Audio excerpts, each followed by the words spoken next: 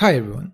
In this video, I will talk about how we can use the open source distributed application library MassTransit together with RabbitMQ in an ASP.NET Core application.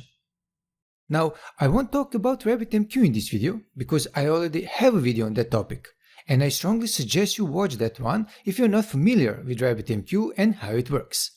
You must have RabbitMQ installed via Docker, and this is also explained in that video. So again, be sure to watch it, and the link to it will be in the description below. Now, when working with RabbitMQ, producers can send messages to a couple of different endpoints, using queues and exchanges. I already covered queues in the previous video, the one I mentioned just a minute ago, so in this one we will focus just on exchanges. So, the difference between these two is that when a producer sends directly to a queue, this message will be received by all consumers of that queue. On the other hand, as you can see in this diagram, an exchange receives messages from producers, and depending on its configuration, will send the message to one or many queues. We must create binding, which will ensure our messages get sent from our exchange to one or many queues. There are different types of exchanges, and in this video I will focus on the fan-out type, as that is what MassTransit uses by default. Now, when we talk about MassTransit, let's say that it is a free, open-source distributed application framework for .NET applications. It abstracts away the underlying logic required to work with message brokers, such as RabbitMQ, making it easier to create message-based, loosely coupled applications. There are a few benefits to choosing to use a library such as MassTransit instead of working with the native message broker library. Firstly, by abstracting the underlying message broker logic, we can work with multiple message brokers without having to completely rewrite our code. Additionally, when we work with a message-based architecture, there are a lot of specific patterns we need to be aware of and implement, such as retry, circuit breaker, outbox, to name a few. MassTransit handles all of this for us, along with many other features such as exception handling, distributed transactions, and monitoring. Now that we understand what MassTransit is and why we use it, let's see how we can use it together with RabbitMQ in ASP.NET Core. Before I start working on the application, as I said in the introduction of this video, I first need to spin up a RabbitMQ server by making use of Docker. As you can see, I already have the image installed, and again, please watch my previous video to see how to configure the RabbitMQ image with the Docker desktop app. With Docker and RabbitMQ ready, I can start working on the app. The first thing I want to have is a .NET class or interface. MassTransit includes the namespace for message contracts, so we can use a shared class or interface to set up our bindings correctly. With this in mind, the first thing I want to do is create a new shared interface that I will use for producer and consumer applications. So, as you can see, I already have the iOrder created interface. I'm using the past tense for the interface name, which indicates that this is an event message type. And this is everything we need for our share models class library. Next, we will implement our producer. The first thing you can see is that I have a project reference to our share models class library. Also, I must have a couple of packages for MassTransit.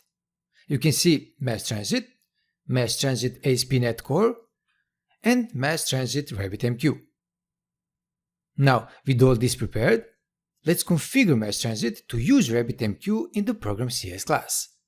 So, let's use builder, services.add MassTransit method, which adds MassTransit and all the dependencies to the service collection.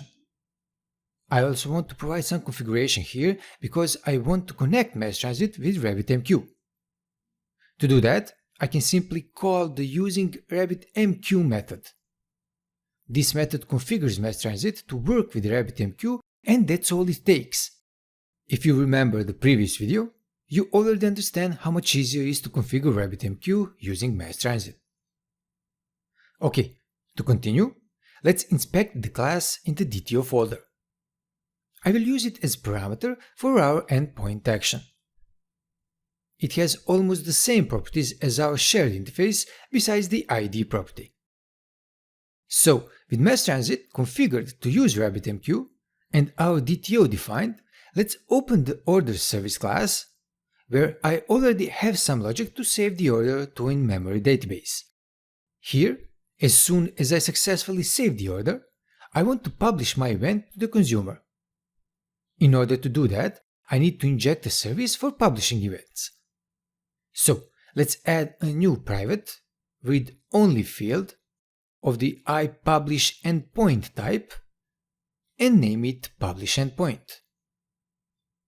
Then I need another parameter inside the constructor and also have to initialize the field. Now I can implement the interface. Add the async keyword here, and since our save method returns an order once it saves it to the database, I will extract the order by awaiting the save method here. Then, if the order is not null, I will await the call to the generic publish method, where I have to provide my shared interface type to define what type of event I am going to publish. Then I will create an anonymous type, ensuring I use the same property names that are defined in our iOrderCreated interface. So all four must be present. As you can see, this is all we require to publish an event to our configured transport RabbitMQ. Pretty easy, isn't it? Of course, this service is already registered and injected into our controller. So we will send a request to the controller, which will call the service and publish the event to the consumer. Now that I have a producer in place, let's implement a very simple consumer using a .NET console application. I also have a reference to the shared project and also added a couple of packages for MassTransit. This time, we don't need MassTransit ASP.NET Core package, as we won't be making use of dependency injection in this project. With the references correctly added, let's create a new class and name it OrderCreatedConsumer. This class must inherit from the iConsumer generic interface provided by MassTransit, using the iOrderCreated interface defined in our Share Models library. Now, let's implement the interface with the consume method and add the async keyword here.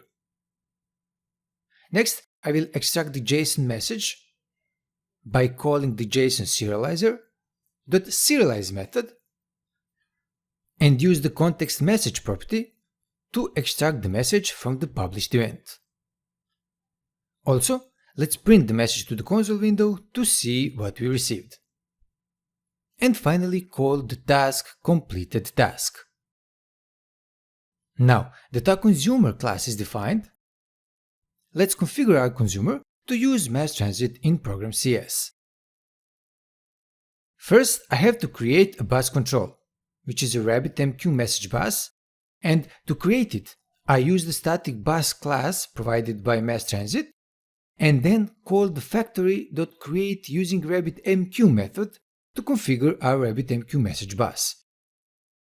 Inside the action delegate, I call the receive endpoint method and add the order created event queue name as the first parameter, and then use another action delegate for the configuration, where I will set up the consumer using our order created consumer class.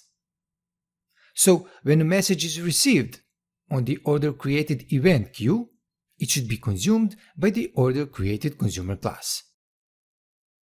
With our consumer configured to receive messages, the final thing I need to do is to start our bus. So let's await the bus control.startAsync method and pass a new cancellation token as an argument. Then I will simply set up the console app to run without exiting until a console read line is registered. And the final step is to ensure we stop our bus control by calling stop async. Now, it's time to test our code.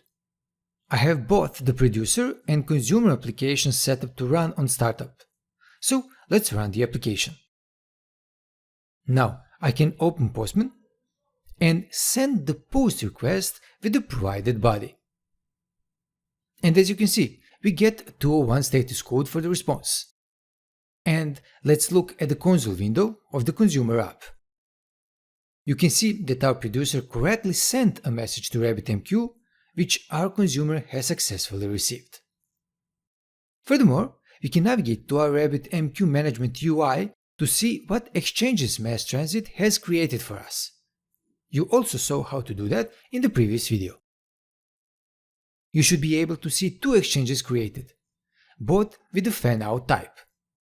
The first exchange is the shared models iOrderCreated event type, which uses the namespace and model name from our shell library.